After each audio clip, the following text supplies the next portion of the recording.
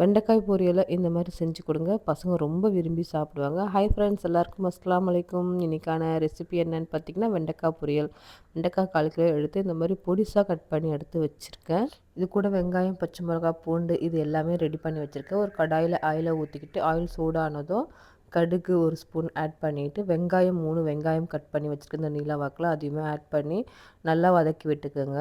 வெங்காயம் நல்லா வதங்கினதுக்கப்புறம் நம்ம புடிசாக கட் பண்ணி வச்சுருக்கலையா அந்த வெண்டைக்காயுமே ஆட் பண்ணி அதையுமே நல்லா வதக்கி விட்டுக்கிட்டே இருங்க. ஓரளவுக்கு கொஞ்சம் வதங்கினதுக்கப்புறம் நம்ம பூண்டை வந்து தட்டி போட்டிருக்கோம். ஒரு 10 பூண்டு, அப்புறம் 2 பச்சை மிளகாவை இந்த மாதிரி கீறி வச்சுருக்கேன். அதையுமே ஆட் பண்ணி நல்லா வதக்கி விட்டுட்டு தேவையான அளவுக்கு சால்ட்டையுமே ஆட் பண்ணிக்கோங்க. இப்போ வந்து ஒரு 1/2 ஸ்பூன் அளவுக்கு மஞ்சள் தூள் கம்மியாக போட்டு அதையுமே நல்லா வதக்கி விட்டுட்டு எண்ணெயிலே நல்லா வதக்கி விட்டுருங்க. வெண்டைக்காய் நல்லா குக் ஆனதுக்கப்புறம் கடைசி கருவேப்பிலை தூவி இறக்க வேண்டியதான். டேஸ்டியான வெண்டைக்காய் பொரியல் ரெடி. இந்த வீடியோ பிடிச்சிருந்தா ஒரு லைக் பண்ணி சப்ஸ்கிரைப் பண்ணுங்கள். நெக்ஸ்ட் வீடியோவில் பார்க்கலாம்.